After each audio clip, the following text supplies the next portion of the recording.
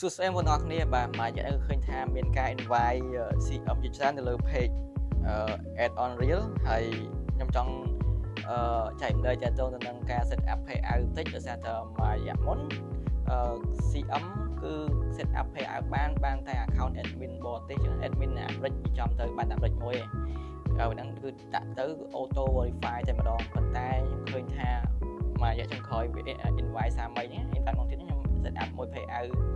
admin ថៃក៏បានអញ្ចឹងមានន័យថា payout របស់យើងអា CM invite សាក្រោយនេះគឺយើងអាចយក admin ថៃទៅ set up ក៏បានដែរវាអត់មានបញ្ហា verify អីទេព្រោះអីខ្ញុំទើបតែ set up ប្រហែលចូល2ថ្ងៃហ្នឹងហើយអត់ទាន់មានគឺបញ្ហាទេព្រោះថា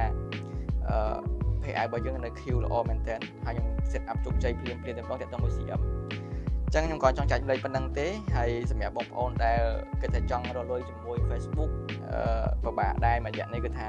ប្រឹងផុសយ៉ាងណាក៏វាអត់ invite tool រកលុយទេអញ្ចឹងវា invite ទៅលើ tool ដែលមាន add on វាស្រាប់ទេអញ្ចឹងណាហើយតាក់ទងនឹងការរកលុយលើ Facebook ឥឡូវគឺយ៉ាងតឹងអញ្ចឹងបងប្អូនណាដែលព្យាយាមថ្មីមិនបាច់ទាន់ខំប្រឹងទេតែបើចាស់គាត់មានទទួលទុកអីណាយើងថ្មីយើងស្លៀកពេកចេះបោះចោលទៅប៉ុន្តែបើថាឲ្យយើងរំពឹងទៅលើ Facebook ត្មងគឺថាពិបាកមែនតើអញ្ចឹងយើងអាចចាប់ឲ្យច្រើននេះទៅទាំង TikTok ទាំង YouTube ទៅដោយសារតែ TikTok ឥឡូវក៏រកលុយបានដែរប៉ុន្តែខ្ញុំអត់ recommend ទេ TikTok ទេឬ TikTok invite ទៅលើ subscribe ហើយ subscribe ខ្ញុំធ្វើស្អី subscribe ហ្នឹងមានណាគេ subscribe ចឹងទេ invite subscribe ហ្នឹងគឺពិបាកដែរអញ្ចឹងយើង focus ទៅលើ YouTube ទៅដោយសារតែ YouTube វា